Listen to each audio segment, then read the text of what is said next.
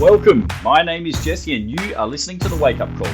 This show is about opening your eyes to how you've been living, bringing awareness to the standard you've been operating at, and helping you start living to your full potential. There are two ways I'll help you do this. One, by disciplining your mind, and two, by strengthening your body. It's time to take stock of your current performance and go to the next level. Let's do this. Hey guys, welcome back to another episode of The Wake Up Call. This is episode 108. And today's episode is all about trying to get you to do less, but do it better. Now, when I mean less, I'm talking about the exercises that you perform with your training routine. And this is something I've noticed a real trend. And I think it really is amplified through social media with, these videos and reels and clips and TikToks and all this other bullshit that kind of gets put in our faces every single day. And it's really about people trying to cram and combine and merge all of these different exercises together into this supercharged, well, it's not really supercharged anything. It's really a clusterfuck. It's a Frankenstein exercise. And basically what ends up happening is that you take a lot of different movements, you try to put them all together and turn it into this next level exercise. And unfortunately, strength training doesn't work that way. All right. And I'll give you an example. I saw a good one this morning. It popped up in my feed, and there was this guy. Looks like a fit enough guy. I had a bit of a scroll through his little profile on the Instagrams, and he seems to be well educated. But anyway, he did this combination. He had a 16 kilo kettlebell, and what he was doing was a swing to reverse lunge. So let's break it down into its individual constituent parts. Kettlebell swing is a ballistic exercise. It is for power development. It is an explosive, powerful hip hinge. Okay? If you don't know what a kettlebell swing is or what it looks like, go to my YouTube channel. Just type in Fulla Strength and Conditioning and have a look. You'll see I've got a few demos of different kettlebell exercises, one of which is the kettlebell swing. But this guy is combining a kettlebell swing with a reverse lunge. So stepping backwards into a lunge. All right. Now, I want you to actually try and paint the picture of what's happening here. Okay. Goes from a kettlebell swing to a reverse lunge. First things first, before I go into why that doesn't work and why it's not very effective, I want to go through something else. The kettlebell swing itself is a challenging exercise for a lot of people to master. Okay, so this guy, as well-intentioned as he may be, saying, hey, here's a leg burner of an exercise, check this out. You've got to nail your swings first. Okay? Most people end up, with a really sore or cranky lower back after they swing, and it's because they do it incorrectly. So the swing itself needs to be nailed before you can start adding anything else to the mix. So, all right, we've got our kettlebell swing. It's a challenging exercise, yeah? Great exercise on its own. Sweet. And then for a lot of people, doing a reverse lunge, stepping backwards, they find a lot more challenging than a forward lunge. And typically this happens because of the proprioception demands that are placed on the body. What I mean by that is you can't see where you're going. Stepping backwards, it's like someone's pulled a curtain over your eyes. Your body has a map, an internal map. It knows where it is in space. So if you're standing up, you can see everything in front of you. Forwards, a little bit to the left, a little bit up, a little bit down, a little bit to your side, your peripherals. You can see all of that stuff. It's all in your vision. You can't see what's behind you. So unless you've done a ton of reverse lunges, or maybe you play sports and you're constantly pivoting or changing directions, moving forwards, backwards, and all of that sort of stuff, your map, your understanding of where your body is in space is going to be blurry. You're not going to have a very good understanding of, how far back do I step? What if my toe turns in, or what if it turns out? And, a lot of people have difficulty staying on what I like to call train tracks. So that means the left leg stays in line with the rest of the body parts on your left, and the right leg stays in line with the rest of the body parts on the right. So you don't cross the midline. You're not crossing your right leg behind the left or anything like that. So those two things on their own Tough exercise, kettlebell swing and a reverse lunge. Okay? The second issue that I took with this, and I take with this, not just picking on this gentleman, I'm kind of trying to pick apart this mishmash of exercises where you combine these exercises. The problem I have is that the weight has to be incredibly light. This guy can clearly swing a kettlebell. He's done it before. He's using 16 kilos for a 2-arm swing. If you don't know what that looks or feels like, for an average strength gentleman, it's pretty light. Like, it's really light. So it was clearly too light. You could just see the way he was swinging it. Didn't really have to put too much effort into his swings. So I suppose that's one reason why he wants to make it harder or more challenging, apart from obviously grabbing attention and likes and, combining these two exercises for the ultimate leg burner. So anyway, the problem that I have with something like that is it doesn't actually allow you to do either exercise well. You end up doing both of those exercises quite poorly because you're trying to make it harder. You're trying to step things up and go to the next level by combining two great exercises on their own to make them even better. It doesn't really work like that. So what I'm going to do is if you're not familiar with the hard style kettlebell swing, I'm going to break this down for you. So you have a kettlebell on the ground. The handle runs from left to right. You stand about a foot back from it in what's called the silverback stance. So if you've ever seen a silverback gorilla, you know they're a big, powerful fucking gorilla. They are not to be trifled with. Don't get in a fight with them. You'll end up dead. They will beat the shit out of you. But that in itself indicates that it is a powerful pose. So you're in the silverback stance, a foot away from the bell, proud chest, straight back, and then you have your hands, both hands on the kettlebell, you hook the kettlebell, and you hike it back between your legs. So if you've ever seen American football, and they go, red 22, and then the guy throws the ball back between his legs, that's kind of what you do with the kettlebell. You're in that silverback stance, you hike the bell back between your legs, you drive your hips through, and you stand up powerfully. Okay, it is not a slow movement. It is a powerful exercise. You explosively extend the hips, so your hips push forwards, and you brace your midsection tight. So there is no back bending. You end up finishing with a straight line from your ankles through to your head. Okay, so the kettlebell swing, it's a quick lift designed to work the posterior chain, all the muscles on the rear, everything on the back side of your body. And this is the thing, the finish position, the top of the kettlebell swing, you should be standing up ramrod straight. No rounding of the spine, no arching of the back. Your legs are locked, your hips are fully extended, and your abs are braced. Not just a little bit, like someone's about to tickle you. Imagine someone's got a steel bat, baseball bat, and they're going to smash you in the guts. Or someone's going to punch you at full force in the midsection. You have to brace and tense those muscles for that impact about to hit you. Does that make sense? And old mate here thinks it's going to be a good idea to have you step backwards into a reverse lunge when the kettlebell is at the top, when it should be floating. This does not make sense for a number of reasons. The kettlebell swing, as I said, finishes with you completely straight. Hips extended, butt tight. He wants you to swing the kettlebell to the front and then somehow go into a reverse lunge and then get back into your swing stance for the next rep before you switch legs. How the fuck is anyone meant to do that? And what I mean by that is, how is anybody meant to get both of those exercises correct?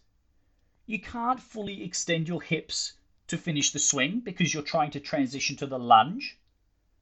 You can't brace optimally because you're trying to get yourself back in the stance for the lunge. So you're getting really minimal benefits from the kettlebell swing, and then you're having to move at such a pace to get into your lunge and then quickly stand back up to get back into your position for the swing again. It doesn't make any fucking sense. So first, where's the power coming from? Because it can't be coming from the glutes because you can't fully extend the hip. Your abs aren't working that bloody hard because, again, you can't finish the actual movement because you're transitioning from A to B. So what ends up happening is you end up with two really great exercises individually, and you end up with a really shit end product. Ingredient A on its own, fantastic. Ingredient B on its own, fantastic. Put them together, it doesn't make C twice as good. And this really does my head in because it's everywhere. It's fucking everywhere. Everywhere you look on social media is people doing these fucking complicated movements, combining this exercise with that one, and it's all marketing. It's all clickbait bullshit.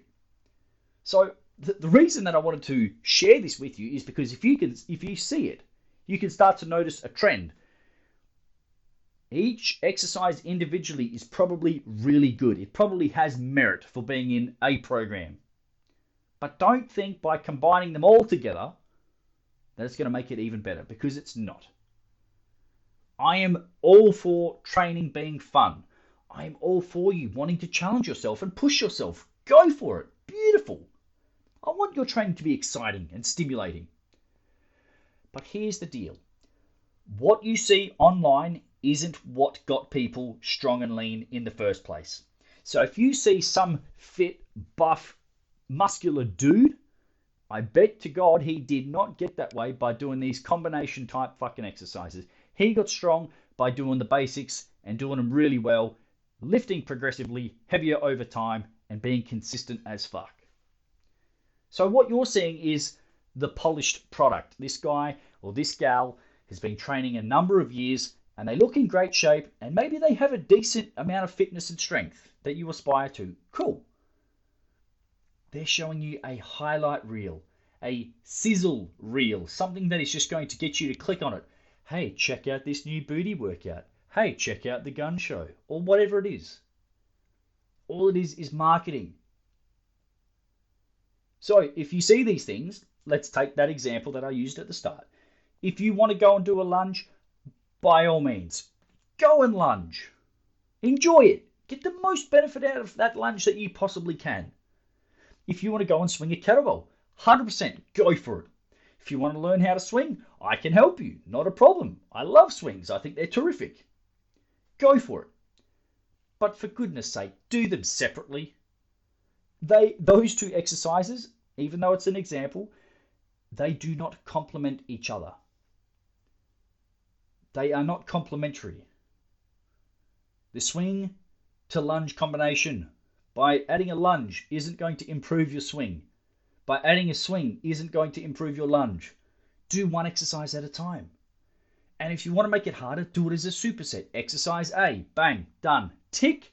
Next exercise, bang, done, tick, next. So you have to start asking yourself, what is it that you're actually trying to accomplish with your training? Ask yourself, what am I doing this for? Am I doing it just to blow off a bit of steam? If so, cool. By all means, do whatever you need. If your goal is to build strength, you must lift heavy, relative to your ability. This is a non-negotiable. If you want to get strong, you can't stay lifting the light weights. You are at some point going to have to step up and lift the next dumbbell, kettlebell, or extra plate on that bar. If you want to build muscle, you need tension. You need your muscles to be put under load for a decent amount of time. If your goal is endurance, you might have to do some higher reps. You might have to work for a little bit longer duration. That's just part and parcel. That's what helps to build your endurance. You're working for longer. If your goal is fat loss, you would need to be focusing on nutrition. So you might be thinking, whoa, hold on, you didn't tell me what type of training to do for that. Well, that's for a reason. There isn't any specific fat loss exercise. Nutrition is the best fat loss exercise you can do. Your nutrition is what will determine your body weight and your fat percentage. Not a unicorn, not a magic potion, or a mystical fucking exercise. Like I said, these little combinations, merging 2, 3, 4 exercises together doesn't give it special fucking powers. It just makes it more complicated, more complex. If you want something difficult to do, go and grab a Rubik's Cube. Go and play somebody in a game of chess. If you want to work your brain, work your brain. But if you want to work your muscles, make sure you're working your fucking muscles. When you're training, you have to start to treat it as a mission. Train with intent. Focus on nailing the task or the exercise in front of you. So let's take, for example, squatting. If you're doing a set of squats, doesn't matter if it's body weight, dumbbell, kettlebell, I don't care which type of squat you are doing. Your goal at that particular point in time is to nail your set of squats that is directly in front of you. If you're doing a set of 5, make this 5 rep set the best set it can possibly be. If you're doing a 10 set of squats, a 10 rep set of squats, make that the best set you can possibly do it. So if it's a squat, your feet have to be narrow or wide enough to accommodate your pelvis, the bones of your hip, okay? The bones, the pelvis, the bowl. Your feet need to face the direction which suits your hip structure. So maybe it's slightly turned out. Maybe it's a little bit more than slightly turned out. But you've got to pick the position which matches your hip structure, and you've got to try and keep it there. You need to stay tight so you can stabilize your spine while you go into your squat pattern. Your spine shouldn't change shape too much. It shouldn't go from straight to rounded to arched and extended. It should stay relatively still as you actually go through your squat. And you're trying to squat as deep as your mobility allows. So your squat is probably going to look different to my squat. You might squat deeper, or I might squat deeper. But you're trying to sit as deep as your mobility allows. And you're also going to lift as heavy as your technique permits. So if you're just starting out, maybe you're going to start with body weight. You're going to grease the groove, practice your body weight squat. Once you've got that dialed in, let's add a little bit of load. Not a lot, but let's add a little bit. Let's challenge you. Okay? And so forth. You gradually increase the load as your technique improves. Hope that all makes sense. So if you're doing a squat, I don't care how long it takes you to do that set of squats. If it takes you 10 minutes to do 10 squats, I don't give a shit. I want you to do the 10 best squats that you are capable of. Don't worry about anything else. You can turn your focus to, what you have on in the afternoon after the set, not during. When you're doing an exercise, do one at a time. Give it your 100% attention and full focus. It will allow you to improve your technique, and with better techniques comes quicker results because you are using the appropriate muscles and the joints which are designed to do the task. And here's something I want you to think about as well. You don't see the strongest people in the world combining several exercises together. You just don't. Go and look at Brian Shaw. Go and look at Mariusz Pudzianowski. Go and look at Hafthor Bjornsson. Go and look at Eddie Hall. Go and look at the strongest people in the world. See how they train. Don't worry about their physique so much because they're big and they're a bit fat. But I tell you what, they're the strongest in the world for a fucking reason. Because they do one thing at a time and they do it really bloody well. And then on the other side, if your goals are perhaps a little bit more aesthetic based, you're not going to see the most muscular people in the world doing it either. Your goal might not to be a bodybuilder. Mine's not. But I take inspiration and I look at what these people do because they are skilled at what they do. Go and look at Ronnie Coleman. Go and look at Jay Cutler. Go and look at Dexter Jackson. Go and look at, somebody who is very, very lean and see how they train. They are focused on the task at hand. They want to contract the muscle, the desired muscle, as hard as possible. They are trying to develop a very good neuromuscular connection. This is your mind to muscle connection.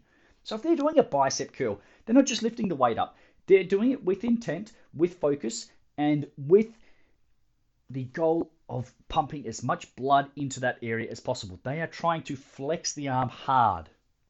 Arnold used to envisage that his arm was the peak of a mountain. Not like a little mountain, but a fucking huge mountain.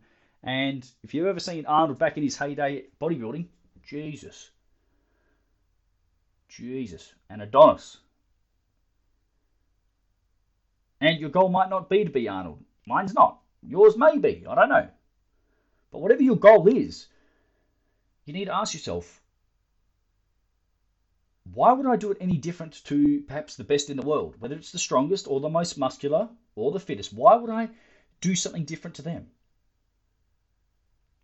You wouldn't. You want to actually use the training principles that help the best become the best. So then you can become your best. You want to abide by the proven training principles, not what is just flooding the market or your social media feed. And I tell you what, it is fucking rampant. If you follow any fitness pages, just have a scroll and see what's in there. Is it people doing a bunch of complicated fucking exercises? Or is it somebody doing one exercise and it looks absolutely immaculate? Actually have a look. Scroll through your feed and see what you find. Let me know. So what you want to do, my advice to you, the listener on the other end of this podcast, is this. Remember, taking one great exercise and putting it together with another great exercise won't make it greater. It won't make it greater either. What it will actually do is dilute the quality of it. Not just one exercise, but actually both of them. So you've got to stop hopping from one exercise to the next. You've got to quit blending multiple movements together. And instead, just do one exercise at a time. And do it well. I can guarantee you, you will get stronger as a result. You will build more muscle. And it's because you're actually getting more out of every rep. It's not a matter of just trying to get in, get it done, and get out. If you're doing a press, make it the best press it can be. Don't just do a set of 10 shitty reps. Do 10 awesome reps. Stop looking for ways to add more stuff. And by stuff, I mean complexity. Stop trying to be busy and just make yourself sweat and cram in as much work as possible.